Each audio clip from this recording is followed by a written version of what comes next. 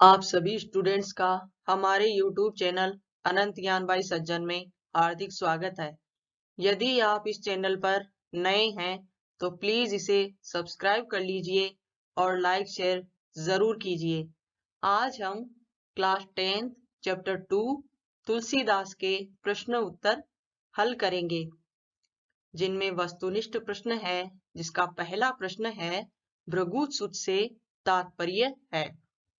क परशुराम, ख विश्वामित्र, ग लक्ष्मण, घ राम।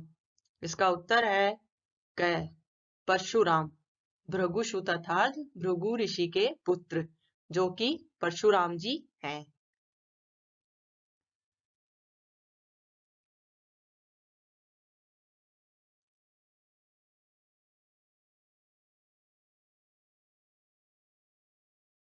दूसरा प्रश्न है रघुकुले भानु संज्ञा किस पात्र के लिए आया है। क राम, ख लक्ष्मण, ग विश्वामित्र, घ परशुराम। इसका उत्तर है क राम के लिए आया है। रघुकुल भानु अर्थात रघुकुल के जो सूर्य हैं वे कौन हैं? श्री राम। अति लघुत्रात्मक प्रश्न, प्रश्न नंबर 3। शिव धनुष भंग होने पर कौन कुपित हुआ? इसका उत्तर है शिव के धनुष के भंग होने पर परशुराम कुपित हुए। प्रश्न नंबर 4। प्रसंग में गाधी सुनु किसके लिए प्रयोग किया गया है? इसका उत्तर है प्रसंग में गाधी सुनु विश्वामित्र के लिए प्रयोग किया गया है। प्रश्न नंबर 5। परशुराम लक्ष्मण को मंद बुद्धि क्यों कह रहे हैं? इसका उत्तर है लक्ष्मण अपने व्यंग्यपूर्ण वचनों से परशुराम को क्रोधित करके अपने कुल का विनाश करा सकते हैं। इस कारण परशुराम उन्हें मंद बुद्धि बता रहे हैं। प्रश्न नंबर 6। जनक दरबार में बैठी सभा हाय हाय क्यों करने लगी? इसका उत्तर है लक्ष्मण के अपमानजनक कटु वचनों से क्रुद्ध होकर उन्हें मारने के लिए जब परशुराम ने अपना फरसा हाथ में लिया तो सभा रक्तपात के भय से हाय हाय करने लगी। लघुत्रात्मक प्रश्न, प्रश्न नंबर 7। शिव धनुष भंग होने पर परशुराम क्यों कुपित हो रहे थे? इसका उत्तर है महाराज जनक द्वारा आयोजित धनुष यज्ञ में जिस धनुष को राम ने तोड़ा वह परशुराम के गुरु भगवान शिव का धनुष था। गुरु के धनुष के तोड़े जाने को परशुराम ने गुरु का अपमान समझा। इसी कारण परशुराम अत्यंत कुपित थे अर्थात क्रोधित थे और धनुष को तोड़ने वाले को शत्रु के समान मानते हुए उसे दंड देना चाहते थे।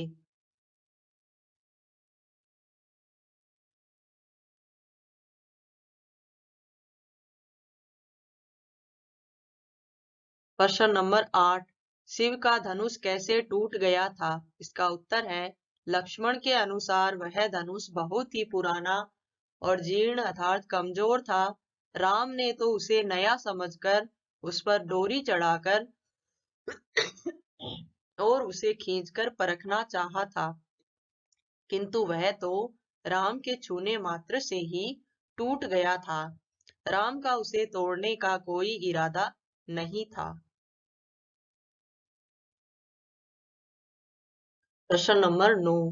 यहाँ कुम्मड़बतिया कोऊ नाही पंक्ति से लक्ष्मण की कौन सी विशेषता का पता चलता है?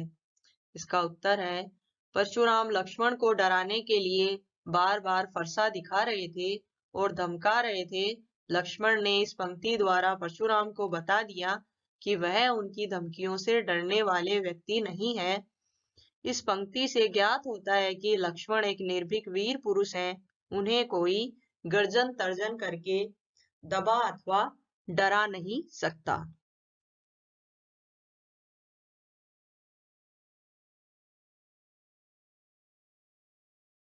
लक्ष्मण परशुराम संवाद प्रसंग के आधार पर परशुराम के चरित्र की किन्हीं दो विशेषताओं पर प्रकाश डालिए। इसका उत्तर है लक्ष्मण परशुराम संवाद प्रसंग में परशुराम के चरित्र की दो प्रमुख विशेषताएं परिलक्षित होती हैं, उनका क्रोधी होना और आत्म प्रशंसा करना। वह स्वयं कहते हैं कि वह अकरुण और क्रोधी हैं। राजसभा में आते ही वह राम को, राजाओं को और लक्ष्मण को धमकाना आरंभ कर देते हैं। वह अपनी वीरता और विजयों को अपने ही मुख से बार बार बखान करते हैं।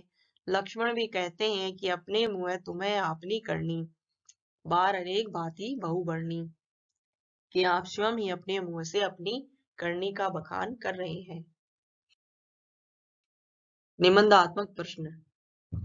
प्रश्न नंबर 11। लक्ष्मण परशुराम संवाद को कथा सार अपने शब्दों में लिखिए। इसका उत्तर है महाराज जनक ने अपनी पुत्री सीता के स्वयंवर में भगवान शिव के प्राचीन धनुष पर प्रत्यंचा चढ़ाने वाले वीर के साथ सीता का विवाह किए जाने की शर्त रखी। अनेक राजाओं ने चेष्टा की किंतु कोई धनुष को उठा न सका। तब राम ने धनुष पर डोरी चढ़ाकर उसे खींचा तो धनुष बीच से टूट गया। इसी समय सूचना पाकर मुनि परशुराम उस सभा मंडप में आ पहुंचे। धनुष टूटने का पता चलने पर वह बहुत क्रुद्ध हुए और वह उनके गुरु भगवान शिव का धनुष था। उन्होंने राजा जनक से पूछा कि धनुष किसने तोड़ा। राम ने उनका क्रोध शांत करने के लिए कहा कि धनुष को तोड़ने वाला उनका कोई सेवक अर्थात दास ही होगा। यह सुनकर परशुराम भड़क गए। वह कहने लगे कि यह काम सेवक का नहीं, शत्रु का है। धनुष तोड़ने वाला राजाओं के बीच से निकलकर अलग खड़ा हो जाए, नहीं तो सभी राजा मारे जाएंगे। इसका उत्तर अगले प्रश्न में भी है। यह सुनकर लक्ष्मण ने कहा कि उन्होंने बचपन में अनेक धनुषियां अर्थात छोटे धनुष तोड़ी थी, तब तो मुनि ने क्रोध नहीं किया था। इस धनुष से इतना प्रेम क्यों है। गुरु के धनुष की तुलना साधारण धनुषियों से किए जाने पर परशुराम जी बहुत क्रोधित हो गए। लक्ष्मण ने कहा कि धनुष तो राम के छूते ही टूट गया, इसमें उनका कोई दोष नहीं है। मुनि अनावश्यक ही इतना क्रोध कर रहे हैं। यह सुनते ही परशुराम ने लक्ष्मण को फटकारते हुए कठोर वचन कहे। अपने को क्षत्रियों का शत्रु बताते हुए अपनी वीरता का बखान किया। लक्ष्मण ने कहा, आप तो फूंक से पहाड़ उड़ाना चाहते हैं। हम कोई छुई मुई का पौधा नहीं है जो आपके उंगली उठाने से डर जाएंगे। आप ब्राह्मण हैं, इसलिए मैं अपने क्रोध को रोक रहा हूं।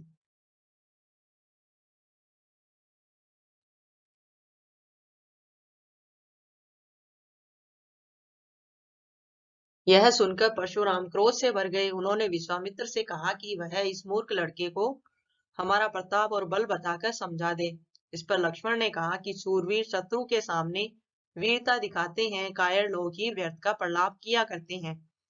यह सुनते ही परशुराम ने अपना फरसा हाथ में ले लिया और बोले कि यह कड़वा बोलने वाला बालक मारने योग्य है। विश्वामित्र ने उन्हें शांत करना चाहा, किंतु लक्ष्मण ने और कठोर और अपमानजनक बातें कहनी प्रारंभ कर दी। सभा में बैठे लोगों ने इसे अनुचित बताया। राम ने नेत्रों के संकेत से लक्ष्मण को चुप कराया और परशुराम की क्रोधाग्नि को शांत करने के लिए शीतल वचनों में कुछ निवेदन करने लगे। प्रश्न नंबर 12। लक्ष्मण परशुराम संवाद की भाषा की विशेषताएं बतलाइए। इसका उत्तर है लक्ष्मण परशुराम संवाद साहित्यिक अवधी भाषा में रचित है। यह अंश कवि तुलसीदास के महाकाव्य रामचरितमानस से संकलित है। इस अंश को पढ़ने से ज्ञात होता है कि अवधी भाषा पर कवि का पूर्ण अधिकार है। कवि का शब्द चयन बड़ा सटीक है। पात्र, परिस्थिति और भावानुकूल शब्द चुनने में तुलसी बहुत कुशल है। आपने तत्सम, तद्भव तथा आंचलिकईन सभी शब्द रूपों का सफलता से प्रयोग किया है। अर्भक, अरि, रिपु, धनुष, क्षत्रिय कुल, द्रोही, मृदु आदि तत्सम, कोही, परशु, लखन, रोष, विश्व, अपकीर्ति आदि तद्भव तथा कुम्भड़बतिया जैसे आंचलिक शब्द इस अंश में उपस्थित हैं। इसका उत्तर अगले प्रश्न में भी है। यह प्रसंग संवाद शैली में रचित है। संवादों की भाषा कसी हुई है, प्रवाहपूर्ण तथा पात्रों के चरित्र पर प्रकाश डालने वाली है। छोपाई छंद के चरणों के अंतिम वर्गों को दीर्घांत बनाकर गेयता बढ़ाई गई है। कथन को प्रभावशाली बनाने के लिए मुहावरों और लोकोक्तियों का प्रयोग हुआ है, जैसे चहत उड़ावन फकी पहारू, काल कवल होई, हरी अरई सूझ, माथे काढ़ा आदि मुहावरे तथा यहाँ कुम्मड़ बतिया कोयू नहीं, जे तर्जनी देखी डरी जाई, विधे पाप अब कीर्ति हारे, सूर समर करनी करही कहीं न जनावही आप, अय मैं खांड न उकमय, द्विज देवता घरई के बाड़े आदि लोकोक्तियां इसका उदाहरण हैं। इस प्रकार इस काव्यांश की भाषा सब प्रकार से प्रसंग के अनुरूप वातावरण बनाने में समर्थ है।